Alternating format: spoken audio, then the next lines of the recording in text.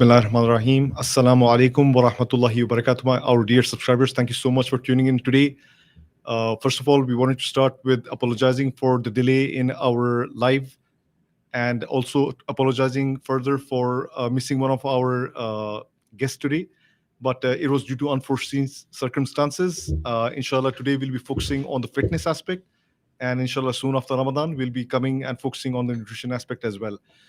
So today's topic is about fitness in Islam and fitness across generations. We didn't want this podcast to solely focus on just and we wanted to make sure that everyone, including the grandparents, parents, kids, and everyone is taken into consideration, because I see nowadays on online there's a specific age group who focus on fitness, and I believe and Bilal believes that it should be across all generations. So just an introduction on this topic before I give the mic to our guest Belal Hafeez and talk to him about his nutrition, what inspired him. So the short introduction about this topic is fitness in Islam is not only about physical health. So fitness also encompasses the spiritual, the emotional, and as well as the physical health. So we'll start with the physical health. So Prophet ﷺ mentioned that a strong believer is better than a weak believer. And it's very, very well known that the Prophet ﷺ was into a lot of sports like swimming, horse riding, archery. We'll be also going deep dive into these kind of activities as well. Diet and nutrition, again, we'll not be touching upon this, but in the Quran it says that it's recommended to have halal and tayyib diets, whole foods.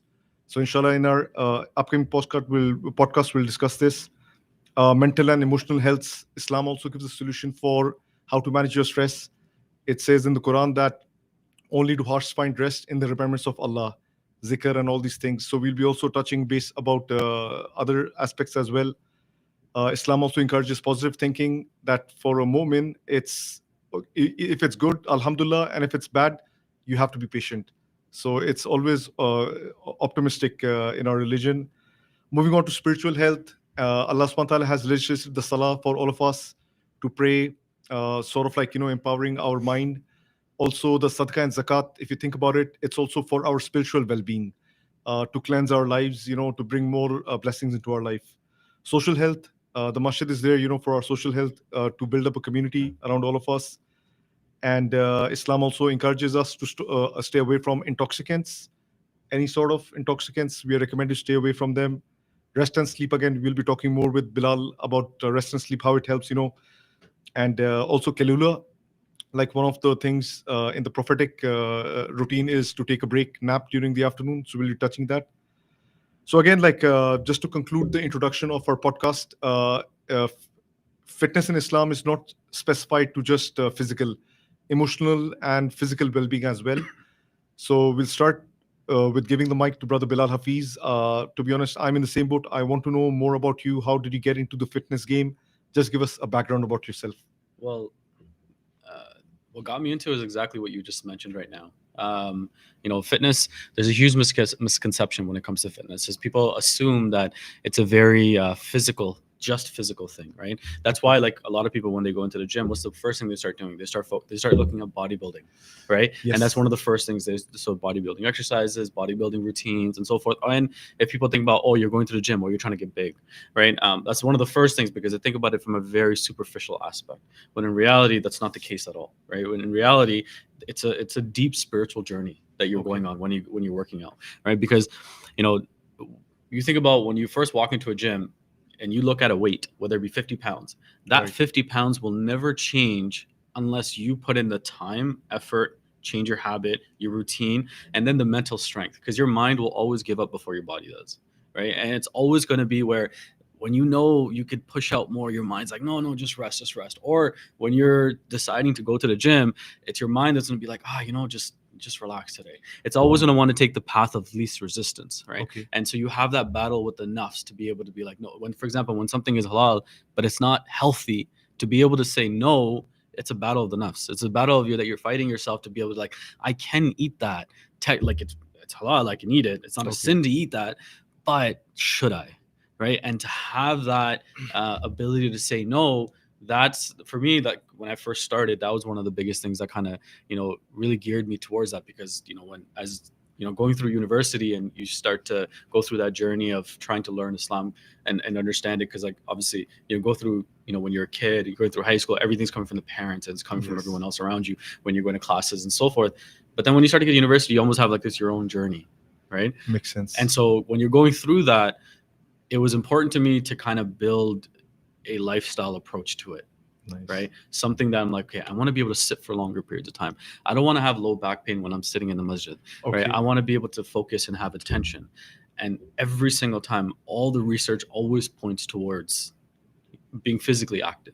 Now that can mean a lot of different things, from how you work out, what you do in your workouts, and what type of workouts and so forth you do, but all of it's always physical activity at some level, right? And then you see the difference. And then on top of that, you see a lot of people within their 30s and so forth start to break down. Like they'll be like, it's the funniest thing. They'll be like, oh, like I hear this all the time from guys that are in their 30s. They're like, oh, back in my days. I'm like, brother, it is your day.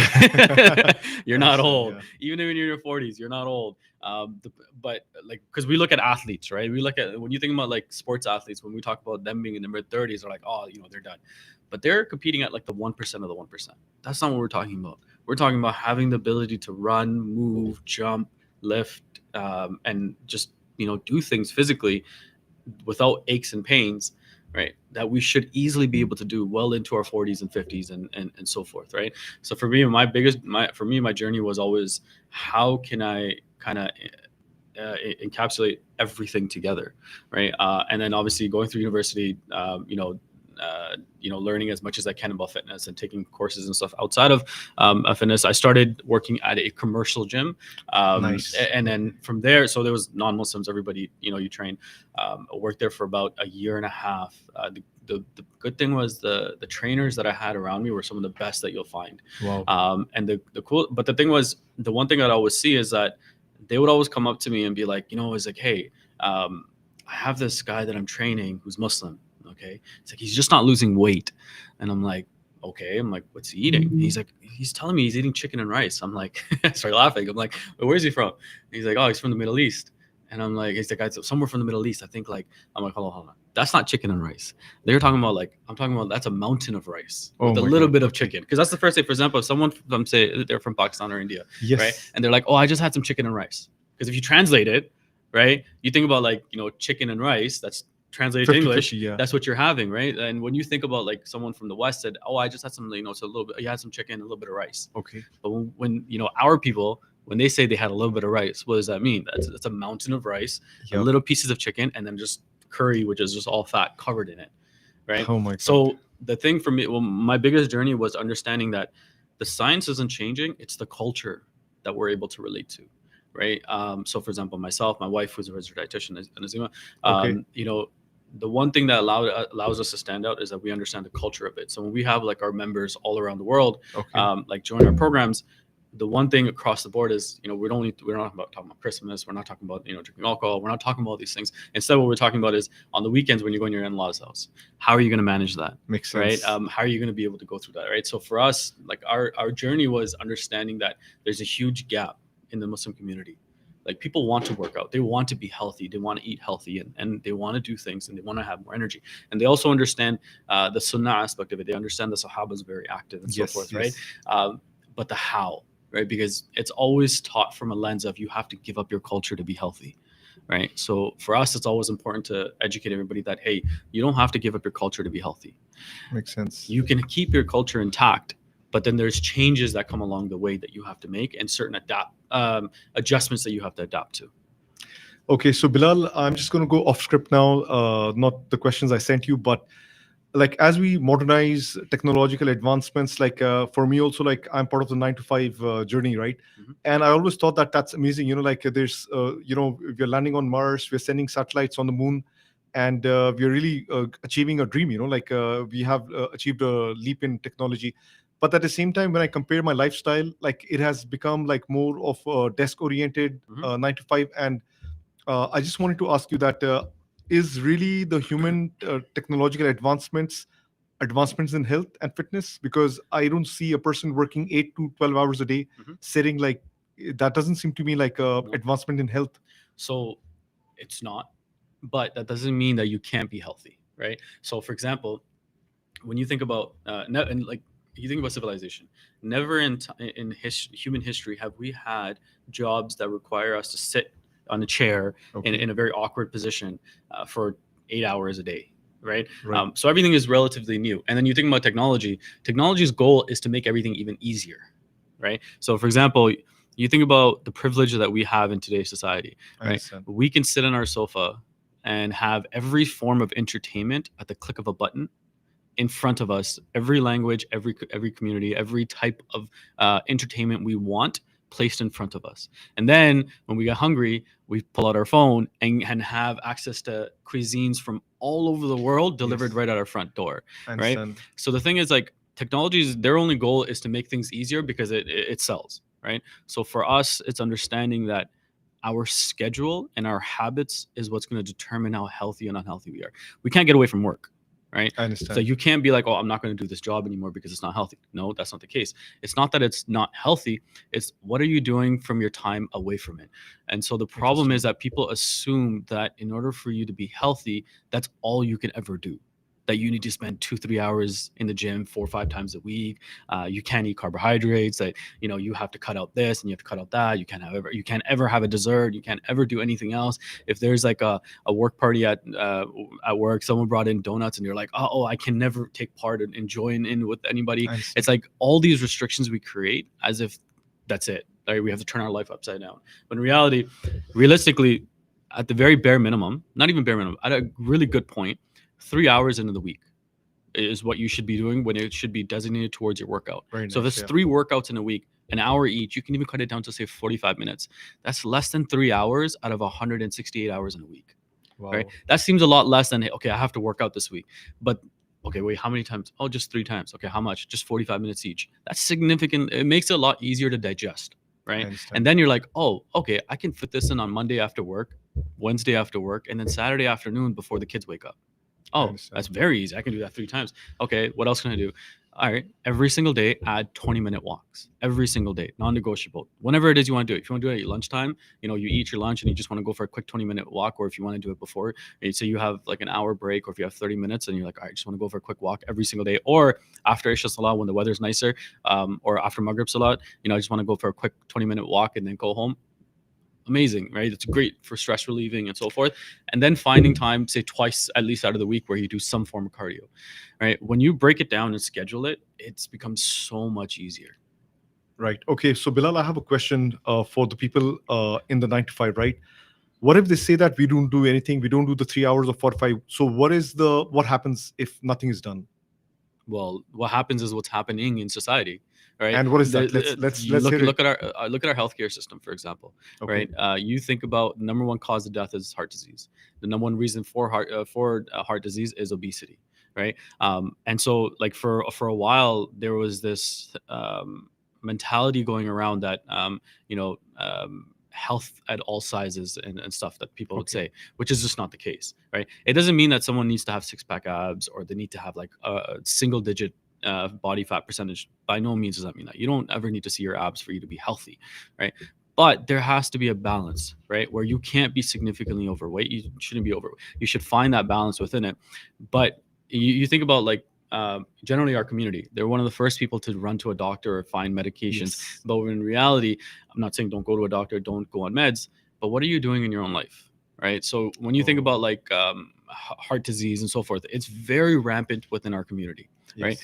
90% of it is preventable, right? Through physical activity, through cardio, through working out, adding some. But the problem is, if you're just going 9 to 5, you come home and then you sit down again. You sit in your car, then you sit at home, then you sit Yeah. at work, and the vast majority of the time, you barely ever do any sorts of walk. The most walking you do is walking up and down the stairs in your house, or from your work to your car, and back is the most amount of walking. Then you can't complain when you start to get aches and pains, right? It's not age. It's not age that's causing those aches and pains. It's not Okay. age that's causing the health issues. It's your own life choices that you're making, right? But again, in order for you to be healthy, you don't have to be extreme either, right? So there is that middle where, obviously don't leave your job. That's very important, I right? understand. But you can still do a 9 to 5 and still be relatively healthy, right? But it's the choices you're willing to make. So for example, when we first started, we were talking about like, being able to fight the nafs. After a 9 to 5, immediately going to the gym is tough, Okay. right? Because you're exhausted, you're tired. That's Now correct. you're walking into now you have to go work out, right? But then there's there's systems in place to be able to combat that, right? So for Okay. example, having a program in place is a non-negotiable. And the reason why I say that is because time and time again, you see people, they'll start working out and then they fall off. One of the biggest reasons they fall off is because they don't have a system. Imagine going into work and you're just like, all right, just do whatever you want. Hold on, what project am I working on? What is the project about? Right? Like, do I have the qualifications to be able to put this project together? Right? There's all these different elements that kick in, but then you know what time does work start? What time does it end? What do I have to do today? What are the tasks, assignments, projects, and so forth? Everything is laid out. Even if you're an entrepreneur, you still have tasks. Right. So as an entrepreneur, everything is a lot more open than say someone who's working 9 to 5. But even within their schedule, everything has to be down to the T. Everything has to be written out in the sense that what needs to be accomplished today, what are the tasks within those tasks, what needs to be done, right? But then when it comes to our workouts, we're like, oh, I'll just walk in and just work out, which it creates more stress. We already have enough stress. We don't need to add more Makes stress. sense. Okay. Right? So it's the stress of basically not having a plan. Yeah, because Okay. like think about it. First, you walk into a gym. What do you see?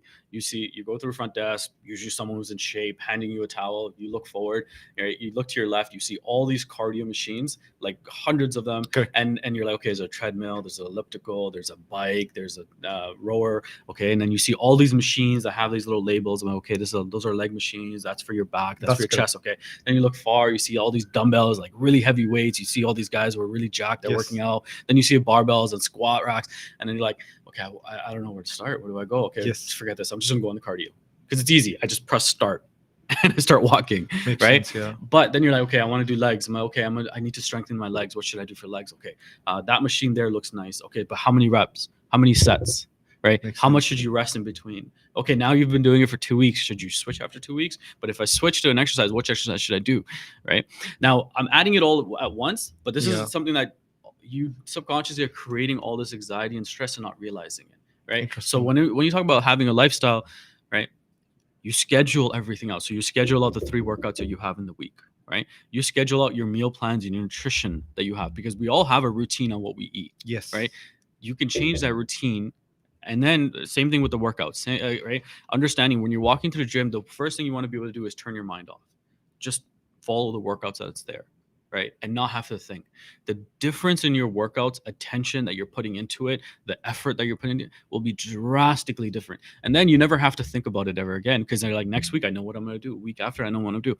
And then when I need to progress, right, I need to change my workouts. I know what to do. So like even with our members, that's one of the biggest things. It's not that the workouts are some profound workouts. It's that it provides a system that allows people to continue to keep seeing success because it gets rid of decision fatigue. And decision fatigue is one of the biggest reasons why people struggle. Like it's like walking into a messy room or a messy office. It's hard for people to do work, even though it's like the laptop's there, pen and paper's there, whatever it is that you need to be able to be productive. But if everything's cluttered all over the place, it messes with your mind because you're like, wait, where? But then as soon as that room is organized and it's neat, I understand. right, the productivity goes through the roof. So it's a psychological hack. It has a huge difference, right? It makes a huge difference. I understand. So if people, after listening to these things, that they have to work out at least 3 hours and they have to follow a proper program and a nutrition program to change, but still they want to procrastinate, is there a magic pill or food that can burn fat and increase muscle mass? I wish. I wish. Because I'd sell it and make a lot of money then. No, I'm joking. No, but there's no shortcut, right? And this is like, I love how you started the conversation, right? Because you talked about the spiritual aspect of it, right? Yes. And that's what I love about this is that there is no shortcut. You have to put in the work.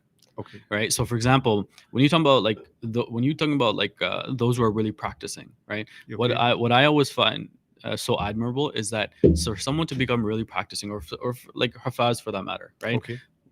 One thing I love so much about Hafez is that we all know how difficult it is to become a Hafiz. Correct. Right? It's very hard. We see the kids going through it, or when someone's trying to do it as when become an adult, we know the effort. There's a reason why when we put them at a very high standard, right? If you think about it from like, from modern society, you think about like medical doctors. We all know how difficult it is to become a doctor, right? There's a reason why society as a whole holds them to a higher standard, right? Same thing when you think about Islamically. There's a reason why when we see ulama, we think about scholars, and we think about hafadha, there's a reason why we put them at a really high standard because we understand the difficulties it is Oh, to be able makes to sense. achieve that level, right? The same thing when it comes to fitness. And we see someone in shape, we see someone with big arms, and we're like, oh, bro, what did you do? Well, that's really good. Even though we don't realize, we don't know necessarily the effort that's required, we subconsciously know that's not easy to achieve, I agree. right? Because even if, for example, you can take steroids, but if you're not going to the gym, it doesn't mean anything. Correct. If you're not eating healthy, you think about like steroids, for example, it's a multi-billion-dollar industry, right? But you don't see billions or millions of people walking around in absolute insane shape. And the reason why is because there's the vast majority of people who take it don't see much results because they still don't know how to work out. They Okay. still don't know how to eat healthy. So they're putting all this stuff in them that's going to kill them, but then they're still not putting in the work, right? And so that's one of the things. It's like you can do everything. You can take whatever you want, whatever supplement you want. For example, testosterone these days is a really big hot topic, right? You have all these Yes. different supplements. Congratulations, take them. Take whatever you want. It doesn't mean anything if you're not putting in the work. So like when we have like our clients come up to us, ask us about supplements, I always tell them like, listen, there's a process, right? Okay. I can't back this with research or science, but I'll tell you from a habits perspective that let's first build a habit of working out consistently. Let's start Nice. eating correctly, Okay. right? Once you've built that habit where you start to miss working out anytime you do, right? Then, all right, let's see what supplements we can add to now go to that next level, right? So, for example, we see like athletes, we see them using like big chambers, we see them like cold plunges, we see all this stuff. Great, all that stuff can work, but those stuff only works within percentages, small percentages, like Okay. single digit percentages for that. But for an athlete, that makes a world's difference because they're playing against those who are within this very single digit percentage, right? Yeah. But for an average person, what's the main, like meat and potatoes, like they say? What is the main thing that you need to focus on? Minimum 3 hours in the gym, total Makes out of the sense. week, right? You don't need to cut out carbohydrates, but you should, monitor, be a little bit more mindful of how much you're consuming, right? Making sure that you're getting sufficient protein intake, your fruits and vegetables, making sure that's being in place, your Okay. hydration level, right? When you break it down, it's a very simple process, right? So like I was saying before, the science doesn't change across the board. That's not the hard part. Knowing how to do it isn't the hard part. Doing it is what becomes difficult because now you're changing your habit, right? So if you're 40 years old, you've lived your life a certain way. Now you're being told that you can make food taste really good that's healthy, right? But you have to make sure you learn how to make it, right? It's very different, right? So for example, like if you tell me to make something and you tell an average person to make something, right? Or for example, my wife, who's a registered dietitian, Okay. if you tell her make something, she's a really good cook, right? But everything she's gonna make is gonna be healthy. Now, if you tell someone else who's a really good cook who doesn't know anything about health, make something, it's gonna be unhealthy. I agree Both with that. dishes Yes. taste good, but the difference is one person has taken the time to make that which is healthy taste good. Makes sense. Yeah. The other individual hasn't. So what do? We always turn to that because it's easy to make something unhealthy, right? But then you have to take the time to learn how to make something. It's like cheesecake. I love cheesecake. If you put it in front of me, I will always devour it, not like without even thinking about it. I understand. My family knows if cheesecake comes in the house, I'm eating it. Doesn't matter what's happening, I'm eating it. I'm on the Right? same boat. Right? So don't bring it home. But if I made it, it would be disgusting because I don't know how to make cheesecake. I love eating it. I do not know how to make it. I Right? understand. But we all know and associate deliciousness with cheesecake, right?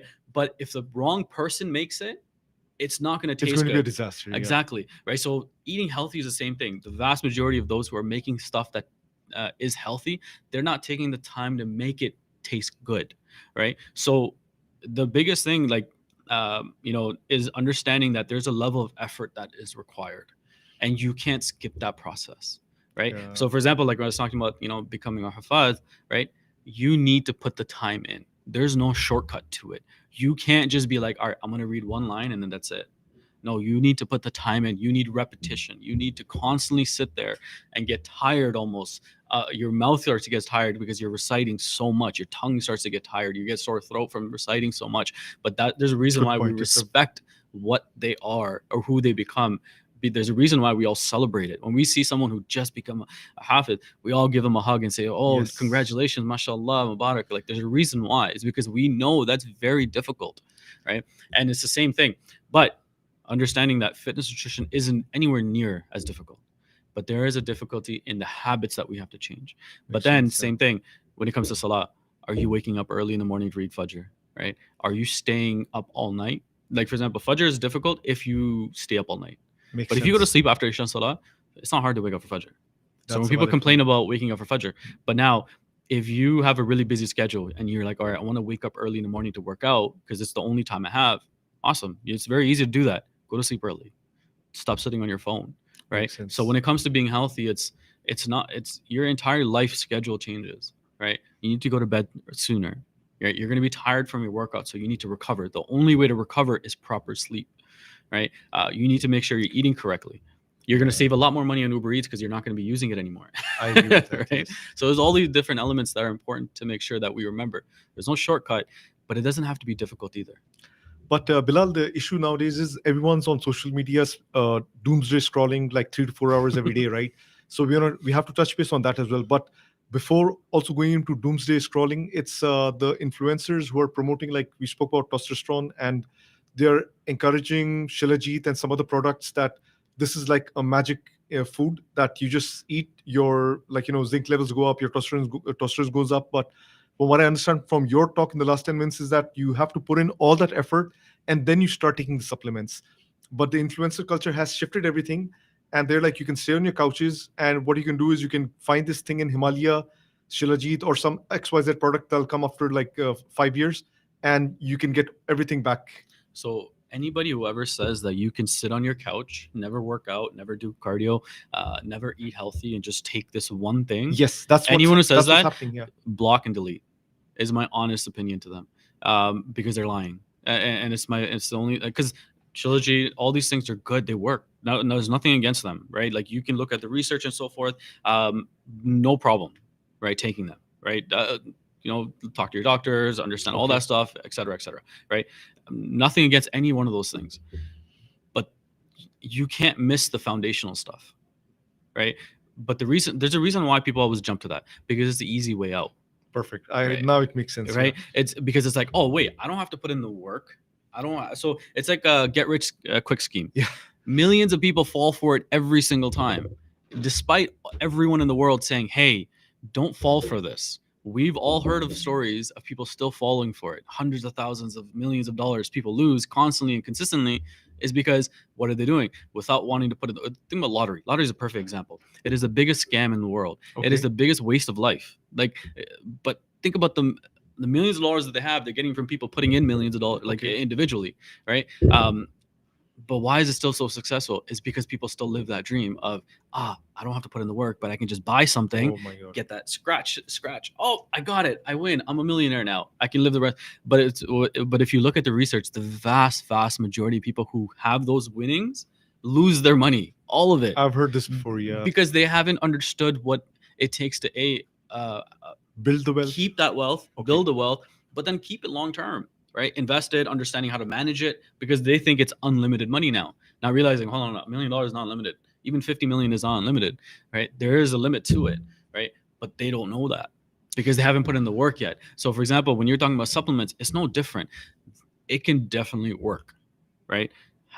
But it's not going to ever replace. It's never going. There's no supplement that's, regardless of what it is, it's never going to replace the foundational aspects. It's a supplement, and that's one thing that's really important to remember, that it's a supplement. It's supposed to supplement. Makes sense. A small portion, right? So for example, when you think about like protein powders and so forth, great. I take it all the time, right? But the reason why is because when I'm on the go, it's an easy supplement to take to allow me for my next meal. But if it was my only meal I'm having all day, that's not good. That's not what you're supposed to do. Makes sense. It's supposed to be a supplement. For example, if you think about something like creatine, amazing. All the research in the world, it is by far the most researched supplement out there, that unequivocally across the board has proven time and time again to be super productive in so many different ways. Now they're showing even like brain health benefits from creatine. However, it's the same thing. You have to put the work. You still have to do everything else, right? Like you can't just simply be like, all right, I'm just going to creatine, just get put on muscle and it's going to help with health. It will have a small effect, but it's never going to negate all the other stuff that you're not doing. Okay, Bilal, I just want to touch back to the doom scrolling, that's affected, like it's a new disease. I hope you have heard about it. It's affecting, like, I think we're all guilty of it at some level. Yeah, so everyone from the age of like 80 all the way to 8 months, kids, they have this that they spend 3 to 4 hours every day. So what happens with the fitness? Like, what happens? How do we solve this crisis? I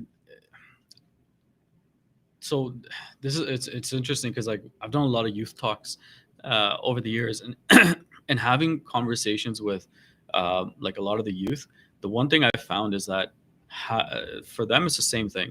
For youth and for adults and so forth, having a schedule, but then having outlets as well, right? And so what I mean by that is when you're playing sports, you can't have your phone, Very right? good. So I one of like the it. so one of the great things about like when you put kids into activities, right? Okay. There's a million different benefits to it, Right. right? From mental health, physical health. Like you want your child to be smarter, get Okay. them physically active. You want your child or adult, you want to improve your memory Okay. or and your stress levels and anxiety. Start working out and start being physically active. Research upon research has proven time and time again that the best drug that you can ever find when it comes to helping with mental health, memory, and so forth is physical activity. Physical Right. activity. Right. But the good thing about that is when you're playing a sport, for example, you can't be on your phone, right? Like you Makes literally have to sense. put your phone away to play basketball, to play Makes hockey, sense. to play soccer, to do I those things, understand. right? But the one thing is, honestly, it comes down to having the correct schedule in place as well, right? If you're putting things into your phone that are scheduled in, right, and you know at intervals that you won't have time to be able to go in and because that's what's going to hold you back from achieving your goals. But setting goals as well, right? Setting standards, and there's a bunch of apps that you can download as well that stops you.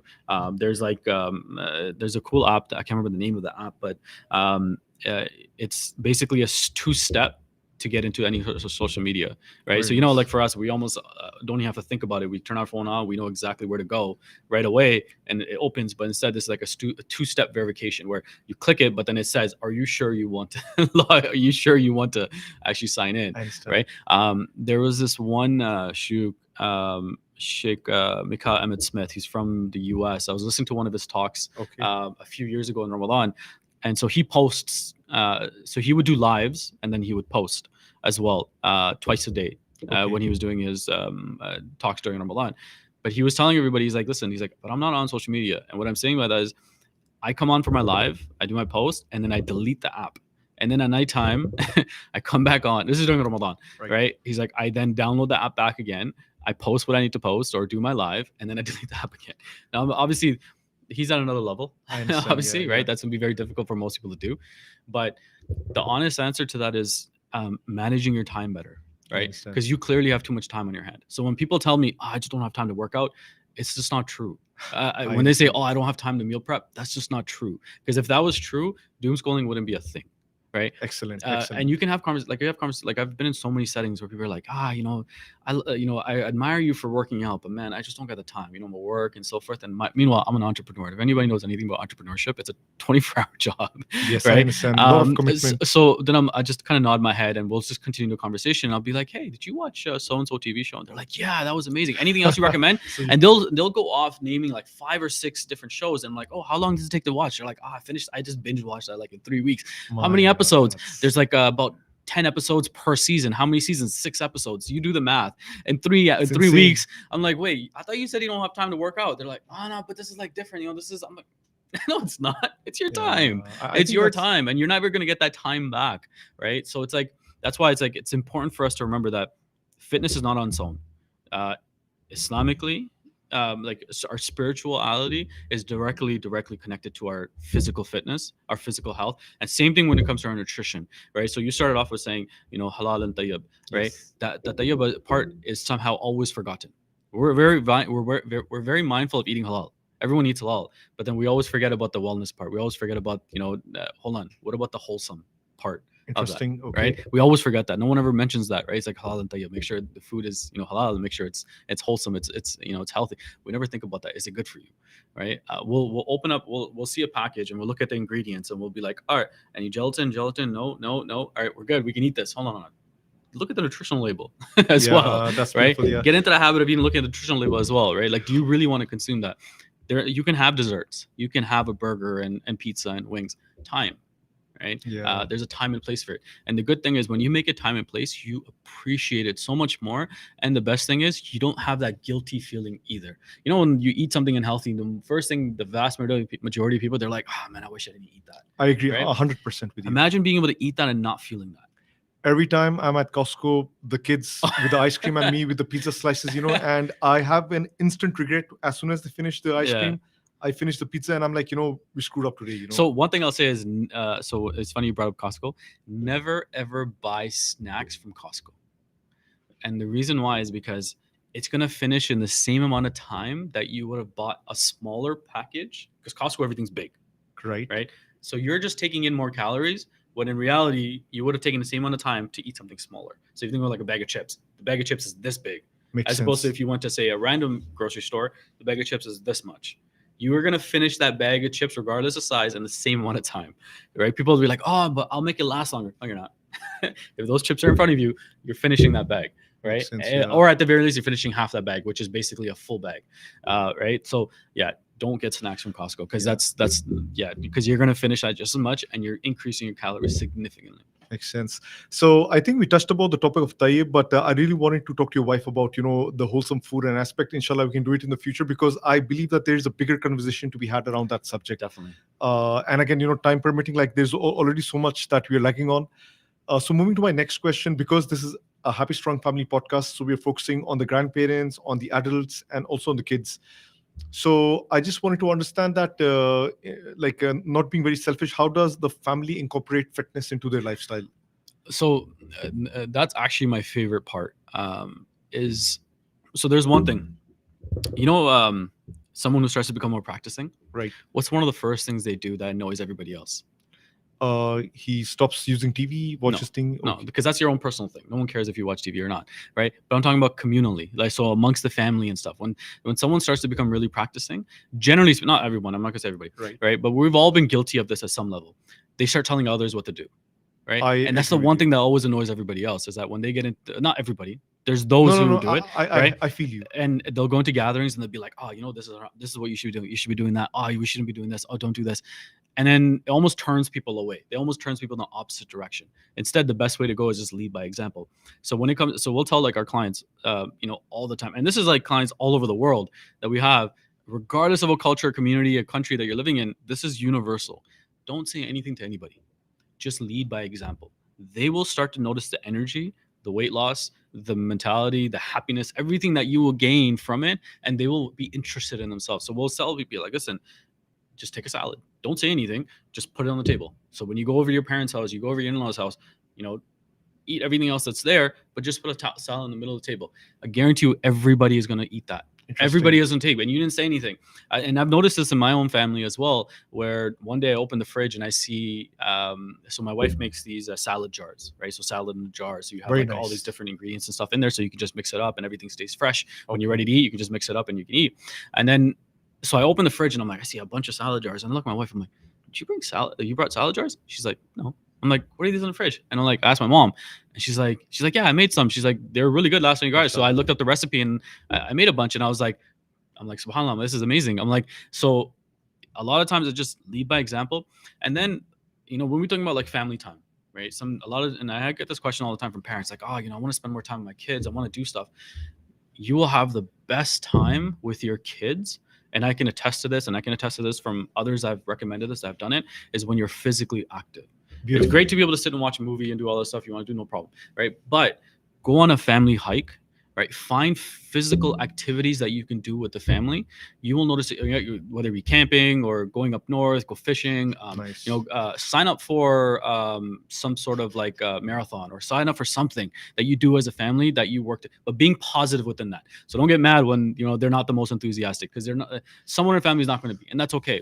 But just get them to enjoy it. Because when you go hiking, most of those places don't have reception, so you can't be on your phone, which is great, right? So you find different trails, find ones with waterfalls at the other side of it. I had someone went to a talk recently, and he was talking about his wife, and he's like, I'm really trying to get my wife into being physically active. And I told her, I'm like, do you have kids? She's like, no. I'm like, okay. And I told him, like, here, this is where you live. I'm like, here, awesome. Look up trails. I'm like, so we looked up trails where he lives. I'm like, awesome. I'm like, this is a 30-minute drive for you. I'm like, and it's a 30, 40-minute walk. And at the end of it, there's a waterfall. I'm like, and there's about 3-4 different ones that have small waterfalls at the end. I'm like, what wife would not enjoy that? That they might not enjoy the, I'm like, or even husband, like they might not enjoy that walk, but once they get to the waterfall, then we're like, whoa, and then take some snacks with you. Right. Lovely. So I'm like, hey, you're building your your marriage, but then you're being physically active. And then I talked to him some time ago, and he's like, yeah, we've been doing it every week. We do that, and she's like significantly healthier. She joins me in my workout. She joins me in the gym. She's like, it's had such a huge impact on our marriage on so many different levels.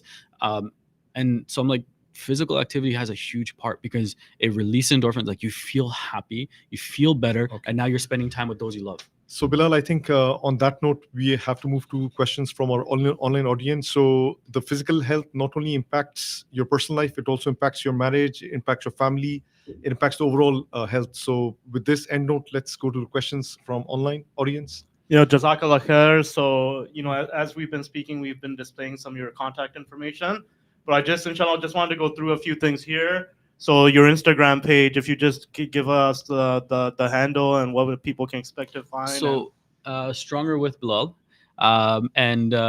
So you can we obviously have different programs. We also have a book called A Healthy Ramadan Guide that my wife and I co-authored.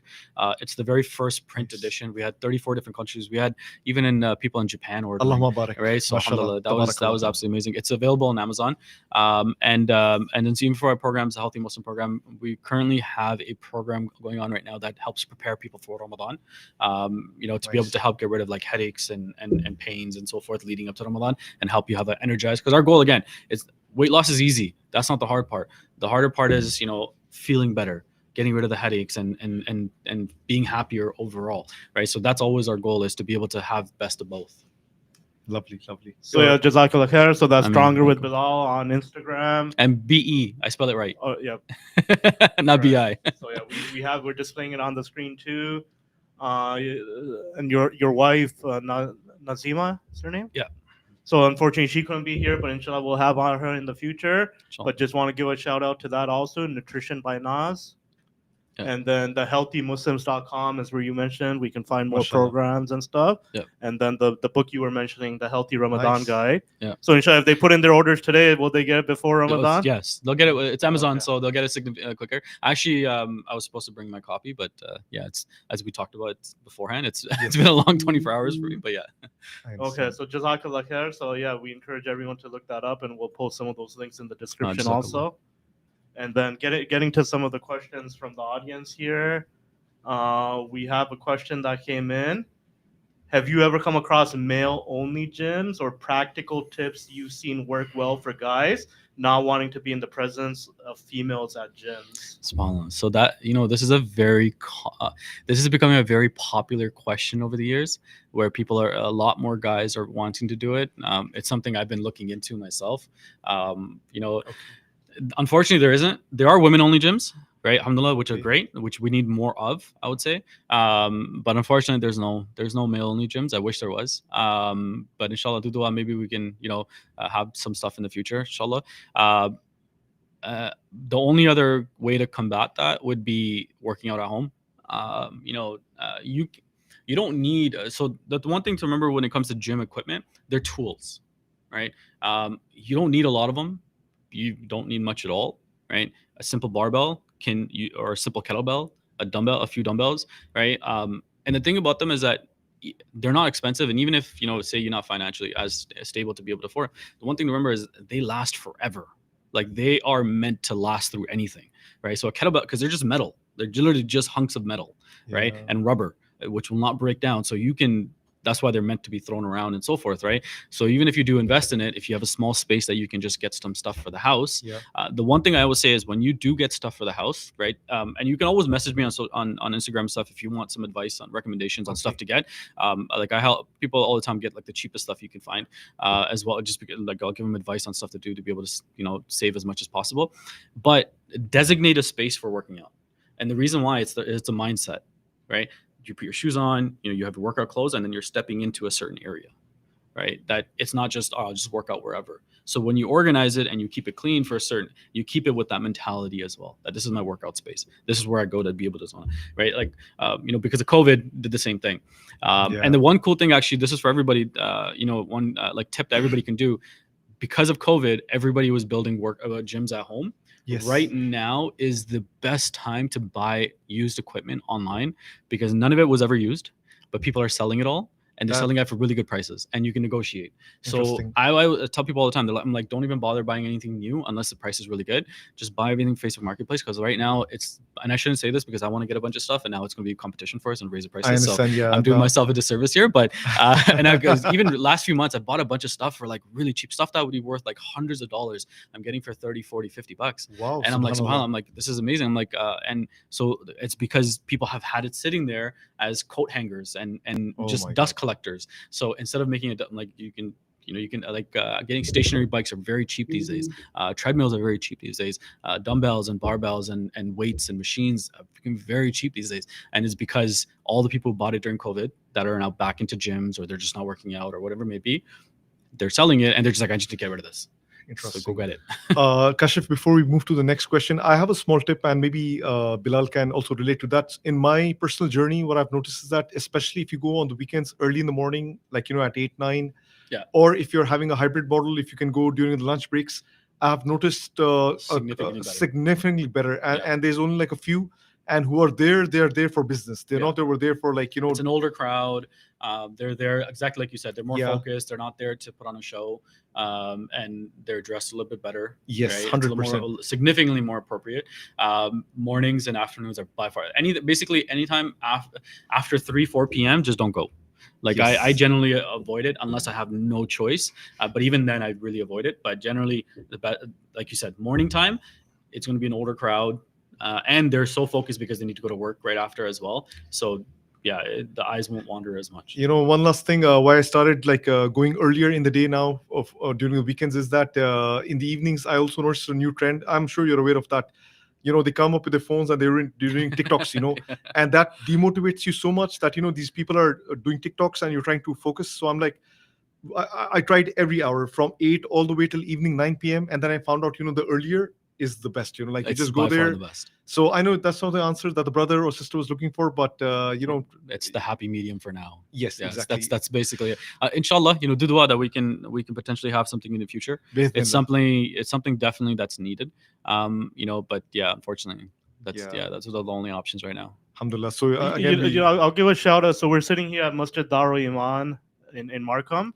Alhamdulillah. So alhamdulillah, they've actually built a gym with workout equipment and stuff here. Oh, they really? got a lot of machines. They have sister-only hours, brother-only hours. Oh, no way, mashallah. Wow. So that's one thing. Maybe encourage your masjids if there's enough of a need. Very good, there's an opportunity there. So yeah, that's a very good point. Because alhamdulillah, we have an example here of a masjid that's done it. And alhamdulillah, that's amazing. I want to see that afterwards too. I'm like, yeah, inshallah, I can show you.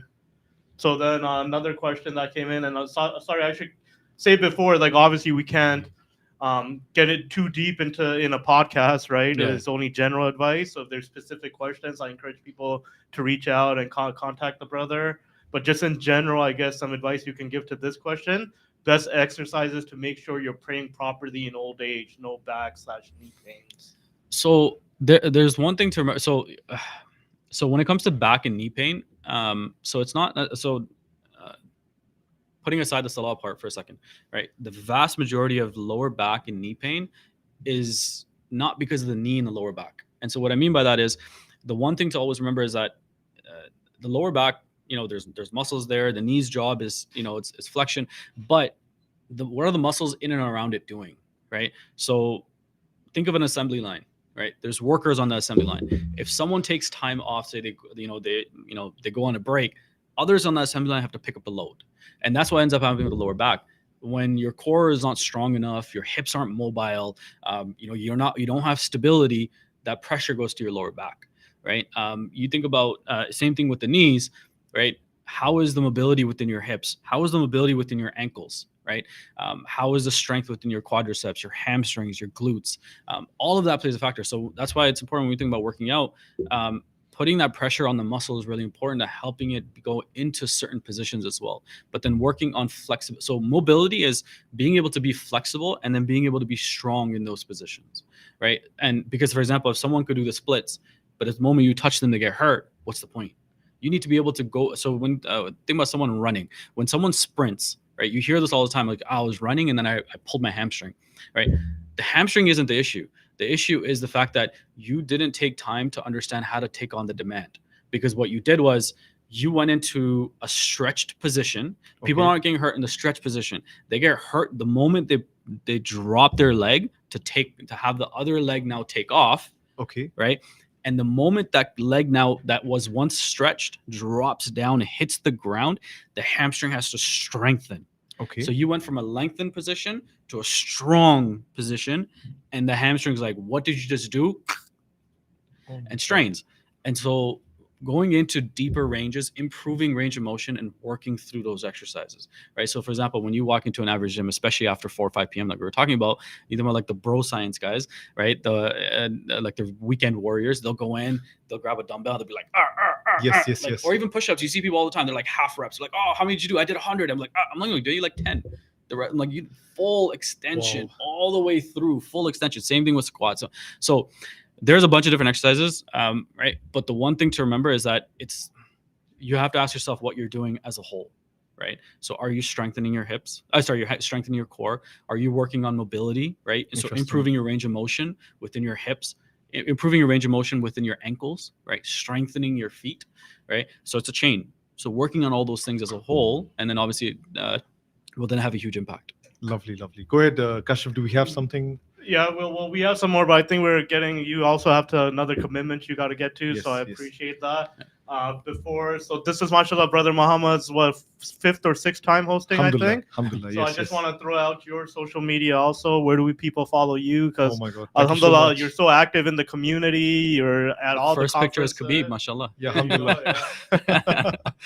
So where does so I know you got a few things. So you got this account, and also you post a lot of, from the episodes you host. You post a lot of the reels. Yes, and I would clips. love everyone to follow me on Dubai to Toronto. Basically, I started off as a revert only thing, but alhamdulillah, it has grown. So what I decided is that instead of focusing just on the reverts in the Muslim community, why not just make like mindful mankind? Like just encompassing everything, get intelligent people on board.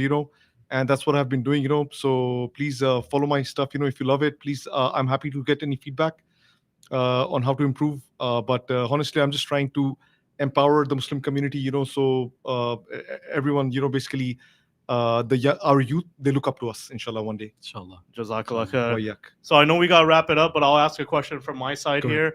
I think once you get talking about fitness and nutrition, like what you usually see, and you can correct me if I'm wrong, is this all or nothing attitude, right? I Yeah. got to go 5 days a week. Yeah. If you miss one day, then it's over, right? Goes And you over got the to start over next week Yeah. or next month. You got to start over. Yeah. So as I've gotten older, to me, it's become more about the progress over perfection. Exactly. But I think people are looking for that perfection. Exactly. And if you don't achieve that, then you're back to like square one. So what advice do you, if you've noticed that, like what So advice do you one of the have for problems that we have right now is when people look at social media influencers and so forth that are in the fitness world and so forth, that's their job, right? Like they have to be in the gym. They have to work out 5, 6 because they have to look a certain way. So that makes sense for them to be able to do it. But for the average person who's working 9 to 5, they can't spend that much time. But nor do you. You can still very easily get in shape, like I was mentioned before, 3 times in a week. But understanding that there's no such thing as perfection. You're never going to achieve perfection, right? Like Islamically, we always learn, never go down an extreme path, right? The middle path is the path Yes, that the you want to moderate take, path, right? correct. And so it's fitness, nutrition, the same thing. For example, that's why those extreme diets don't work long term, right? When people are like, oh, I'm going to go on carnivore, I'm going to cut out all carbs, I'm going to go paleo, I'm going to go do this, I'm going to do that. Okay, see how long you last. And then what happens when you stop doing that? You gain the weight back and then some, because you went down a path that's not realistic for you to consistently do and create a lifestyle. So same thing with this.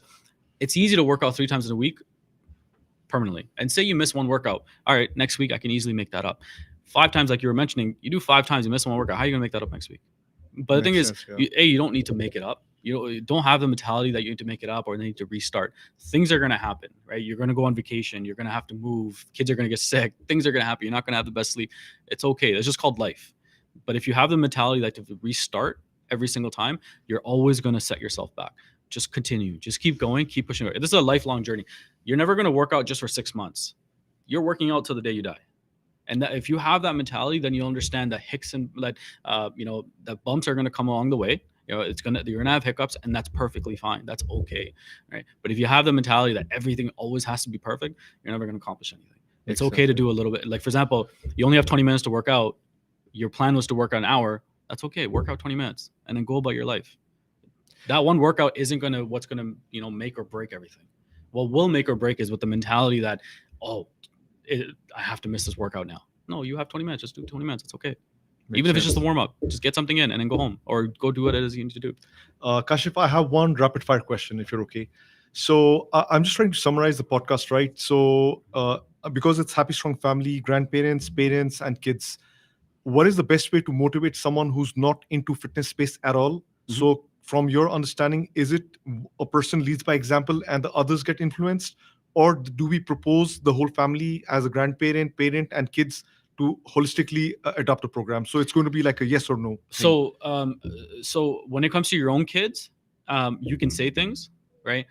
To an extent, right? You can't really tell your parents, hey, go work out, right? You can't really tell your brothers and sisters to go work out as much. It's not as influential, right? Okay. Unless you're going together, be like, hey, let's go work out together. That's different, right? Okay. The best way is always going to be lead by example, right? Because then when they start to see that you lost weight, that you're more active, right? Then you can be like, hey, I was gonna go on a hike. Do you want to come with me? Oh, hey, I was gonna go working out at this gym that's close by. Do you want to come with me sometimes? Right? You decide when you want to go. Right? No pressure or anything. Right? We'll just go and then we'll go hit the sauna afterwards. But we'll just do like 20 minutes. We'll go hit the sauna. Maybe we'll go in the pool, or we'll go out to eat afterwards. Okay. Right? So keeping it simple and not like, oh, you must come 5 times a week, or you must do this, you must do that, you must do this. Right? It's just keep it simple and make it more encouraging. It's honestly the exact same thing as Islamic. If you tell them like you must do this, like not going to do it. But if you're like, listen, let's just hey, if someone's not practicing, hey, the salah is starting at X amount of time, right? How about we go eat? But hey, let's just quickly go pray and we'll just go eat. And there's a talk going on. If we just listen to a talk and we'll go eat afterwards. All right, not a problem, man. Let's just go pray. Let's listen to a talk. We'll go eat. All right, awesome. Right? It sounds much more palatable than to be like, bro, you need to go pray salah at the masjid. What's wrong with you? Right? That's never going to work. Right? So it just be more encouraging, be more positive, and you'll see people be more receptive to wanting to listen. Yeah. So I think all the 9 to 5 bros, we need to get up, we need to get up from the couch, no more Netflix, no more like doom scrolling, You can a little bit. Yeah. That doesn't mean you got to eliminate it completely, but yeah. Just doom scrolling. Definitely. That's something that it's definitely that's come really bad now. Alhamdulillah. Great. So Kashif, should I wrap this up? Okay. So thank you everyone for joining today's podcast. And I hope that you have taken some key giveaways, from today. Again, I want to give a shout out to Happy Strong Family for hosting me, for hosting Belal. Again, it's a great platform for anyone, who wants to come, learn, develop, and basically empower the Muslim community. And I really wanted to give a shout out. Please make sure to follow us on Happy Strong Family, YouTube, Instagram, TikTok. And inshallah, the least thing that you can do is learn from it, make notes, and forward it to all family, friends, social circle. And inshallah, help by becoming part of Happy Strong Family. Inshallah. Jazakallah khair, barakallah fikum.